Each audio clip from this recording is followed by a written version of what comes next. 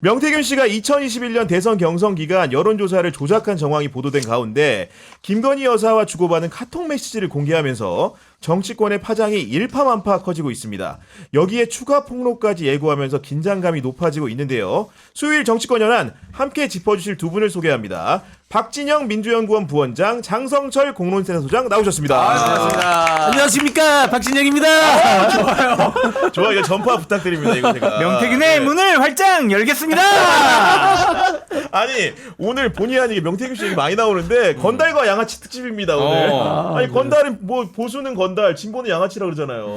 제가 건달입니다. 아, 그래요? 뭐 양아치라고 하지 마세요. 아니 건달하고 양아치 차이가 뭡니까 도대체? 건달 좀 폼나지. 네. 양아치는 뭔가 주류적 인물이 아니고 중간에 빌붙어서 네. 이렇게 뭐 거간하면서 먹고 사는 느낌 이런 게 나죠. 사실은 이제 뭐 양아치, 아치 뭐 이런 표현이라는 것은 과거에 이거 뭡니까 이거 이런 거 하던 사람들 네. 그런 사람들의 표현인데 정치권에 와서 정통이 아닌 사람들 표현할 때 양아치 이런 표현 아니 쓰죠. 본인도 정치 복판에서 활동을 하셨던 분으로 알려져 있는데 정치권 전체를 뭔가 좀 비하하는 용어들을 남발하기 시작을 했는데 어떤 이유가 좀 있을까요 이게? 다 난사예요. 그냥 다 적군이다. 내 편 없다. 다 적어봐라. 그냥 이거예요. 어제 통화해봤더니 정신 상태가 좀 불안해 네. 보이더라고요. 그렇군요. 계속 말씀드릴게요. 통화 내용 이따 뒤에서 한번 다시 한번 여쭤보도록 하겠습니다. 네. 허재무 씨 오늘의 한 장면 어떤 걸 뽑아오셨습니까? 오늘은요 제가 우리 장 소장님과 박 원장님을 위한 퀴즈를 하나 들고 왔습니다. 아, 그래요? 네. 두 분 잘 듣고 정답을 외쳐주시기 바라겠습니다.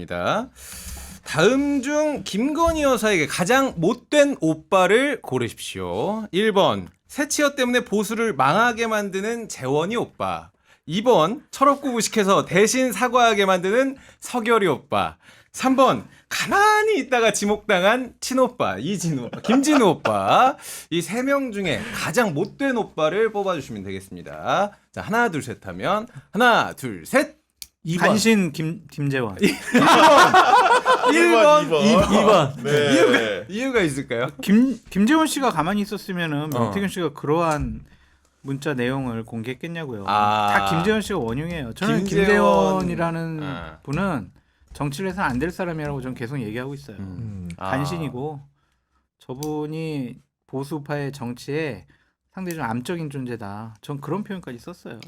김재원 최고 때문에 사실상 지금 명태균 씨가 이렇게 지금 공개를 하고 있다. 네. 우리 박 원장님께서는 저도 그 김재원 최고위원이 이중관첩, 엑스맨 이런 분이다라고 생각을 합니다.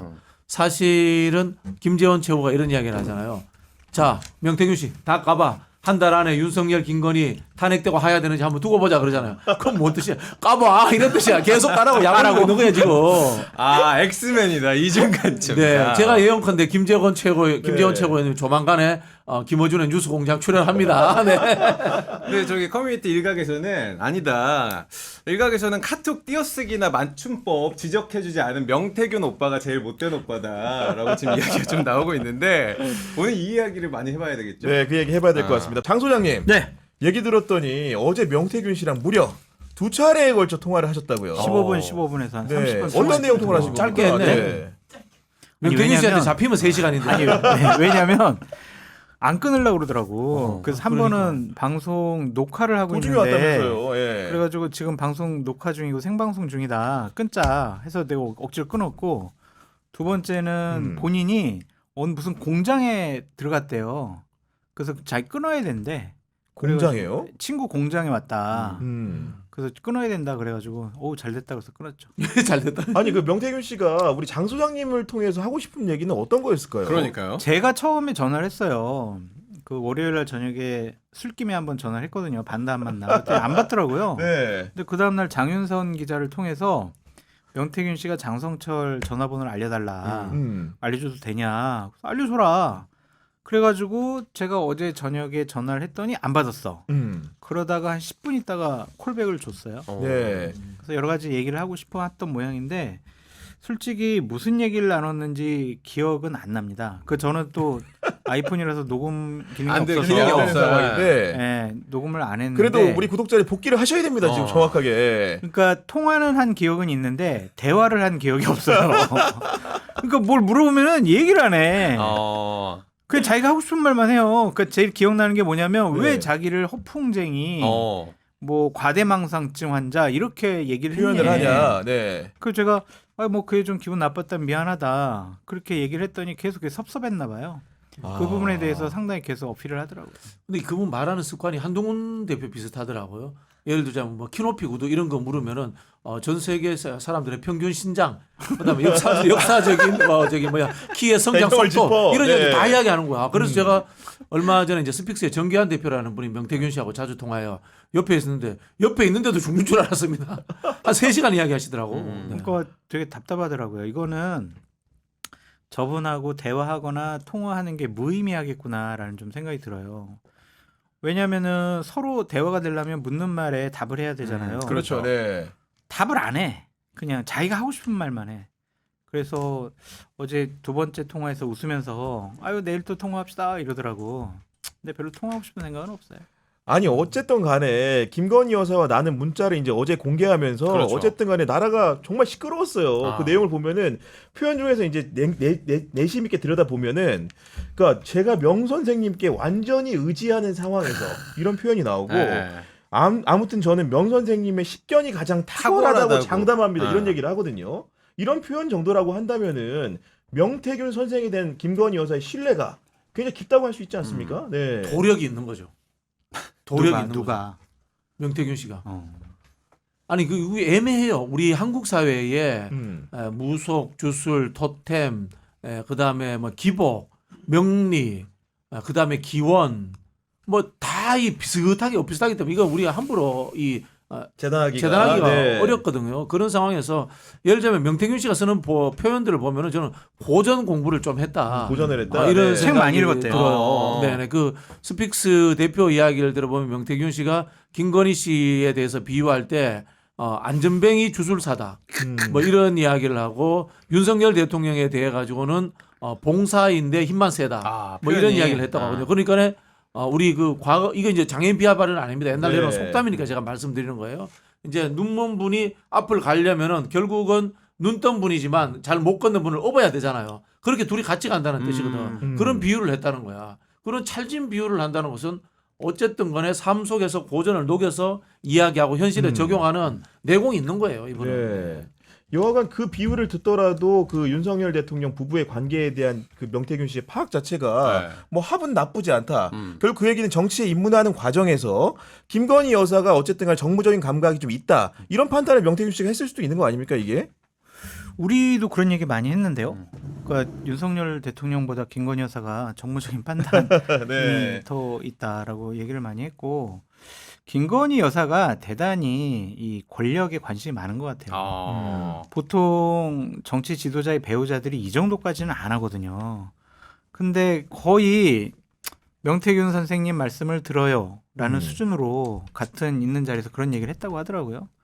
그런 거 보면 그러니까 물가에 내놓은 자식이 대단히 걱정이 돼서 모든 것을 일일이 관여해야 된다라는 강박관념이 김건희 여사한테는 있었던 것 같아요. 그래서 이러한 사단이 벌어진 것이 아닌가. 네. 그리고 어제 이제 문자 메시지 중에서 계속 이 구설에 올랐던 거는 대통령실이 그 오빠의 정체를 이제 친오빠라고 이제 밝히면서 이제 문제가 되고 있는데. 진짜 그게 해명이에요. 아니 근데 이제 오빠의 정체가 저도 자세히 들여다보니까 궁금해지긴 시작했어요. 처음에는 부지불식간에 당연히 윤석열 대통령이라고 생각을 했다가 또 대통령실의 말 수용한다는 게 아니고 읽어보니까 또 이게 친오빠일 수도 있나? 라는 생각도 들었거든요. 본인이 아니라고 그랬잖아요. 근데 네. 명태균 씨가.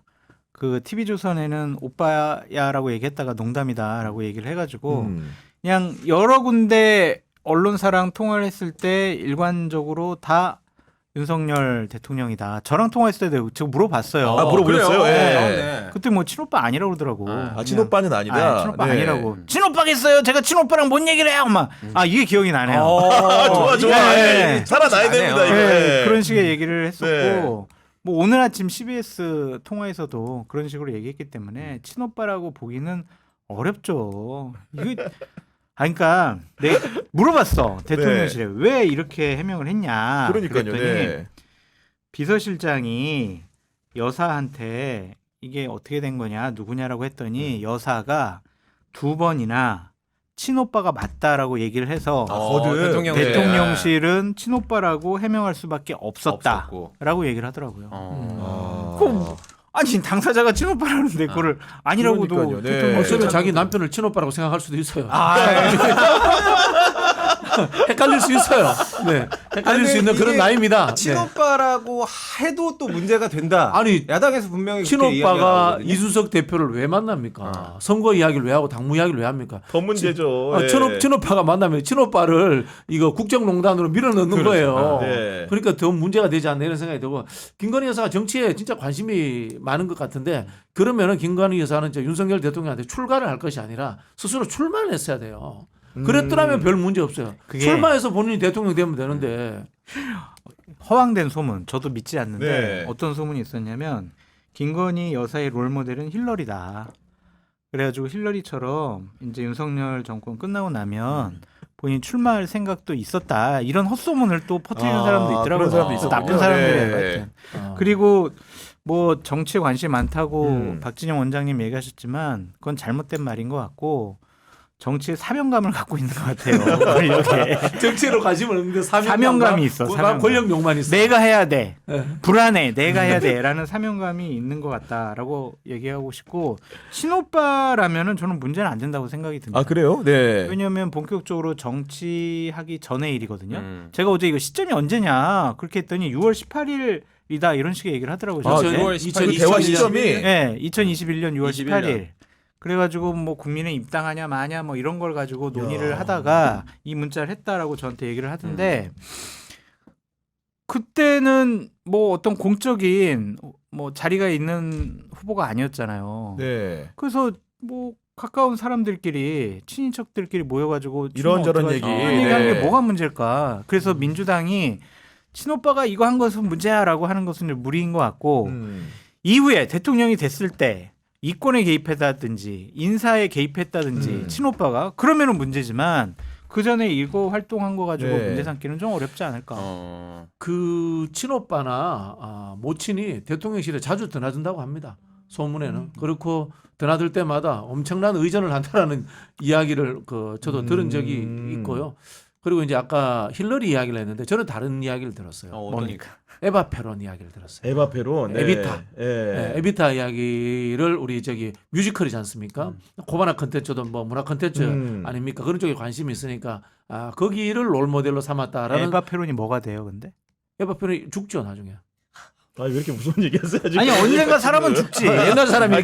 그렇죠. 옛날 말이 안 사람이니까. 되죠. 근데 이제 에바 페론이 대통령 영부인이 되잖아요. 그렇죠. 네. 영부인이 되는데 에바 페론이 어떤 행위를 하냐면은 자기가 부통령이 되려고 해요. 그런 이제 꿈을 꾸고 있었다라고 이야기를 하는데 그랬더니 어떤 분이 일선에서 그게 아니다. 마르코스 이멜다다.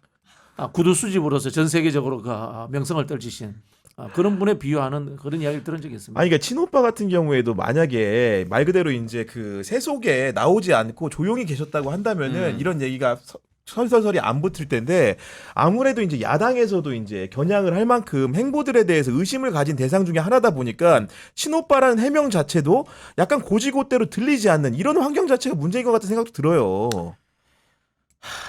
그 얘기를 가장 많이 한 게 서정욱 변호사죠. 우리가 그 내막을 어떻게 알겠어. 네. 서정욱 변호사가 김건희 여사, 윤석열 대통령, 김진우 씨와 관련된 얘기를 주위에 많이 하고 다녀가지고 우리가 많은 사실을 알게 됐죠. 그래서 참 김진우 씨 같은 경우도 네. 언젠가는 문제가 생길 것 같아요. 왜냐하면은 우리가 방송에서는 확인되지 않았으니까 말씀드리기 어려운 여러 가지 상황들을 김진우 씨가 대신 처리해 준다. 뭐 이러한 헛소문이 또 있더라고요. 네, 그런 신문고 소문이 돌고 이야기도 있고, 나오고. 네. 그래서 그런 상황인데 아까 이제 두 분 다 이제 대통령실 해명 가지고 이제 어떻게 보면 실소를 네. 머금으셨는데 이게 대통령실이 지난번에도 김건희 여사 라인에 대해서 뭔가 이제 친한계 한동훈 대표를 필두로 한 친한계에서 정리를 요구하자 그런 라인이란 게 없다. 비선 조직 없다 이렇게 해명을 했거든요. 그렇죠. 근데 거기에 대해서도 이제 국민의힘 내부에서도 선뜻 믿지 못하고 오늘도 김종혁 최고위원 같은 경우에 보면은 뭐 7명 얘기 나오니까 그보다 훨씬 많다는 식으로까지 말을 합니다. 본인들이 어떻게 하려는지 모르지만은 김건희 여사 라인 특정된 7명이 있다라고 하는 것은 거짓말 같아요. 제가 봤을 때는. 그래서 김건희 라인이 없다라고 해명을 한 대통령실의 해명은 저는 맞다고 보고. 그건 맞는 거다. 네. 네, 왜냐하면 대통령실에 있는 참모들 대부분이 김건희 여사 라인이기 때문에 특정해서 7명만 이야기를 하네 이 사람이. 7명만 그렇게 얘기하는 것은 좀 문제가 있어 보인다. 그러니까 이런 소문이 있는 거예요. 그러니까 김건희 여사가 대통령실 참모들을 구성하는데 네. 많은 영향력과 결정권을 가지고 있었다.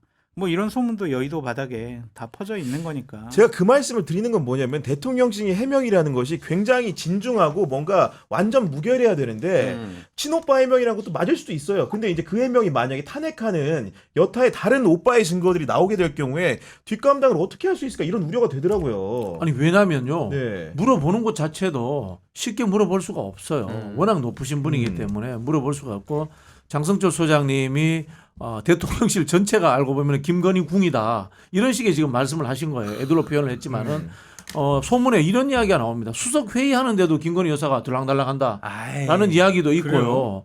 그리고 또 나오는 아닌 것 이야기 중에 하나가 대통령 집무실과 같은 층에 이 김건희 여사의 사무실이 있다라고 이야기를 하잖아요. 역대로 청와대는 보면은 제2부속실은 완전 동떨어진 건물이에요. 동떨어진 건물이에요. 그리고 이 제2부속실이라고 있지만 제2부속실이 국정을 이야기하는 곳이 아니라 그냥 여사의 개인 활동을 지원하는 곳이에요. 그런데 지금 분위기를 보면은 김건희 여사가 대통령실 전체를 활용을 해서 정치적 활동을 하는 것처럼 보인단 말이에요. 그래서 지금 용산에서는 국감 끝나고 바로 제2부속실 설치하고 영부인 집무실 만들면 되지 않냐라고 지금 이야기가 나오고 있잖아요. 이게 너무 늦은 감이 없지 않은데. 그게 이제까지 김건희 씨가 월권하고 오버했다는 것을 서로 자백하는 거예요. 자백하는 거예요. 자백하는 거죠. 그 만들든지 안 만들든지 이제는 뭐 상관이 없는 것 같고 그 수준을 넘었어요. 네. 어제 명태균 씨가 저한테 한 얘기가 또 문득 생각나는데. 아 좋아요, 아주 좋아요. 예. 하나씩 생각이 나네요, 소장님. 문득 생각나. 정진석 비서실장에 대해서 욕을 그렇게 하더라고요. 진짜요? 지가 거기서 또 지라는 표현을 쓸 때, 지가 뭘 알아가지고 그렇게 해명을 하냐. 네. 그러니까 어제 해명한 거에 대해서 되게 화딱지가 나 있더라고요. 어제 해명, 전에 해명까지 포함해서. 네. 아니 어제 해명 가지고 그러니까 친오빠라는 거. 지가 뭘 알아 친오빠라고 하냐. 그리고 스피커 폰으로 뭐 통화를 6개월간 거의 매일 하다시피 했다. 터무니없는 얘기다. 이렇게 했잖아요. 네. 내가 그러면 내일 스피커 폰 내가 통화한 거 내가 다 깎게요. 저한테 그랬어요. 야, 그럼 그 녹취가 있을 수 있다는 개연성을 암시해 준 거네요. 그렇죠. 그 뭐 네. 명태균 씨 말을 100% 다 신뢰하는 건 아니지만 네. 저한테도 그렇게 얘기를 하면서 정진석 비서실장 자기가 뭘 한다고 자꾸 저런 식으로 해명하냐고 되게 불쾌감을. 그 혹시 장성철 소장님이 정진석 비서실장하고 이렇게 이렇고 저렇고 관계라는 걸 잘 알고 한 얘기 아닐까요? 그런 거는 아닌 것 같아요. 왜냐하면 해명에 대해서 대단히 불쾌하더라고요. 아 그렇군요. 네. 안 친하잖아요. 저요? 관계 안 좋잖아요. 아니 저는 뭐 일방적으로 당했죠. 그러니까요. 예. 분이 피해자라고 이제 주장을 하고 계시기 때문에 아마도 이제 명태균 씨의 그런 말들이 뭐 갑자기 공감대를 막 이런 거 아니었죠? 그래서 맞다고. 그러면서 내가 기억났다 또. 또 기억났어. 그러면서 내가 김재훈 그 사람 진짜 나쁜 사람이라고 그랬더니 네. 그다음부터 이제 막 신나가지고 뭐 얘기를 해주더라고요. 김재훈은 내가 이 보수파에서 없어져야 될 정치인이에요. 어떻게 막 그런 소리를 할 수가 있어요? 내가 막 그랬지. 네. 그랬더니 명태 씨가 맞다고. 거기에 좀 저에게 마음의 문을 좀 열었었어요. 서로 누군가를 욕하면서 마음의 문을 통했구만. 아니 지금 명태균 씨는 김재원 최고위원 자신은 여의도 이제 허풍쟁이라고 한 거 아닙니까? 사기꾼. 거기에 대해서 굉장히 분노하면서 집 밖에 있는 묶인 개가 어떻게 집안 사정을 아냐 세더라고요. 이런 표현을 하면서 이제 김재원 네가 다 감당해라 이렇게까지 말을 합니다 지금. 뭐 김재원 최고가 감당할 게 뭐 있어요? 감당할 거 없어요. 제가 보기에는 저는 우리 김재원 최고위원님은 즐기고 있다. 즐기고 있다 이런 생각이 들고 이분이 박근혜 정부 때 정무수석을 했고요. 맞아요. 네. 윤석열 대통령 팀으로부터 수사받은 사람입니다. 그래서 뭐 별로 감정이 좋을 리도 없고요. 지난번에 제가 듣기로는 대통령실에서 만찬인 갈 때도 이분 못 갔죠. 아, 그 이제 없었던 따로 것 그 같아요. 전체 지도부 만찬 말고 그 전에. 네네네네. 뭐 특별히 자칭 친윤 호소인인데 본인을 친윤으로 남들이 봐주지도 않고요. 본인도 속마음은 친윤 별로 되고 싶지 않을 거예요. 다만 이분은 외로운 늑대예요 현재 정치권에서. 그렇기 때문에 주위의 시선이 즐거운 사람. 그런 분이기 때문에 이 상황을 저는 즐기고 있다고 봅니다. 네. 분명히 저는 김어준의 뉴스 공장 나갈 것 같아요. 또 이런 와중에 그 김재원 최고위원을 향해서 명태균 씨가 오늘 또 이제 페이스북에 글을 올렸는데 네. 김재원 최고위원님 대구에서의 낙선 이유는 물음표 하나 찍고 윤핵관들에게 물어보세요. 이게 무슨 얘기입니까 이게? 모르겠어요. 근데 명태균 네. 씨가 오늘은 상당히 좀 감정이 좀 차분해졌다. 아 말투가 최고위원 님자 붙이고 채워라 막 이러다가 약간 저런 거 아닌가? 물어보세요. 아. 요자 붙이고. 네. 그래가지고 이제는 내가 김재원 정도는 다 진압했다. 그렇게 생각을 하는 것 같은데 김재원 최고위원이 진 것을 윤핵관들에게 물어봐라. 그거는요. 추측인데 윤핵관이 특히 대구 경북 같은 경우엔 조직을 장악하고 있다고 봐야 되잖아요. 그렇죠. 네. 김재원이 되는 것을 윤핵관들이 조직을 통해 가지고 방해했다. 그렇게 말씀드릴 수 있겠죠. 그런 내용들은 나는 알고 있으니까 알아봐라 이런 정도의 뜻으로 들리는데 그 김재원 최고위원 평소에 이제 알고 계시니까 이분이 이런 명태균 씨한테 이런 얘기 듣고 멈출 사람입니까 아니면 계속 달릴 사람입니까? 오늘 방송 안 나오셨던데? 멈출 사람이 아닙니다. 오늘 방송 지금 안 나왔거든요. 예. 아마 저기 다른 일정이 있어서 그렇지. 그러면 절대 멈출 분이 아니고 제가 봤을 때 명태균 씨도 지금 외로운 늑대면은 원래 우리 김재원 최고위원도 외로운 늑대예요. 패거리가 없어요. 혼자 살기 때문에 혼자 사는 사람들은 늘 조직으로부터 린치 당할 가능성이 있잖아요. 그럼 뭐냐? 스포트라이트를 받아가지고 밝은 곳에 있어야 돼요. 이슈의 중심에 있어야지 조직으로부터 집단 린치 안 당한다고 생각할 거란 말이에요. 계속 떠들 수밖에 없어요. 저는 김재원 최고도 그렇게 할 거라고 봐요. 박진영 원장님이 늑대들로부터 항의를 받을 것 같다. 그런 생각이 좀 듭니다. 아니 외로운 늑대라는 게 뭐 그분에 대한 모욕은 아니잖아요. 아니 늑대가 모욕을 느낄 수 있다. 아 늑대가 이거 발언 세다. 원장님 저 그럼 궁금한 게 지금 표면적으로는 김재원 최고 때문에 명태균이 이렇게 폭로를 하는 거다라고 돼 있는데 김재원 최고위원한테 땡큐 하고 있는 거죠. 땡큐 하고 있는. 근데 저는 본질을 좀 보면은 지금 명태균 씨가 계속 이렇게 폭로를 하는 이유가 어떤 생각을 가지고 김건희 있어요? 윤석열 대통령 쪽에다가 네. 계속해서 신호를 보내고 있는 거죠. 나 살려줘라. 나를 살려주든지 네. 아니면은 나에게 어떤 안전한 피난처를 제공해 주든지 뭐 그런 거죠. 그리고 제가 보기에는 이제는 좀 그 수준을 넘어서서 살짝 실질적인 구체적인 증거를 가지고 협박하는 단계로 넘어선 것 같아요. 이 문자는 사실은 맞아요. 김재원 네. 최고위원을 빌미로 삼았습니다만은 김건희 씨를 협박하는 내용이에요. 제가 생각하기에는요. 그러니까 심성과 성격인 것 같아요. 그러니까 무시당하는 것, 하찮은 사람으로 여겨지는 것 도저히 못 참는 것 같아요. 그러니까 그러한 단어들이 들리면은 되게 과민 반응. 그러니까요. 더욱더 민감도가 높더라고요. 사실 이런 얘기를 장 소장님이 제일 먼저 하신 분이에요. 저분의 그 속성에 대해서 예언을 했는데 그대로 가고 있어요, 실제로. 그러니까 예. 사기꾼이라는 단어를 김종인 위원장도 썼잖아요. 그랬더니 바로 상중이라고 정치인 아버지를 죽여버려요. 그러니까 이 정도로 극단적으로까지 표현을 하시는 분이거든요. 그래서 오늘 정계환 대표님하고 제가 얘기를 좀 하고 왔는데 이게 좀 여러 가지 성격적으로 좀 그러한 피해 의식에 있어서 과민 반응을 좀 보이는 부분이 있다. 그런 식의 좀 얘기를. 저는 처음에는 좀 그러니까 인터뷰 들어오니까 낚시 가야 됩니다 이런 얘기를 하고 하는 거 보니까 좀 즐기는 건가라는 생각을 했는데 즐기는 상황은 아니죠. 구체적으로 지금 나오는 폭로들 보니까 이제는 조금 돌파구를 찾는가? 생존의 게임으로 5살인가 6살 딸 사진을 사진까지 공개했을 올렸어요. 정도면은 본인은 굉장히 심리적 위협감을 느끼면서 맞아요. 네. 배수진을 친 상황이다 이렇게 생각이 들고요. 장 소장 이야기가 맞기도 하고 틀릴 수도 있는데 네. 이분이 이제 자존감에 의해 가지고 이제 반항적으로 튄다 이렇게 이야기할 수도 있지만은 한편으로 보면은 배신감의 이 표현일 수도 있다는 생각이 드는 게 저는 김종인 비대위원장이 하는 이야기가 좀 맞지 않다고 봐요.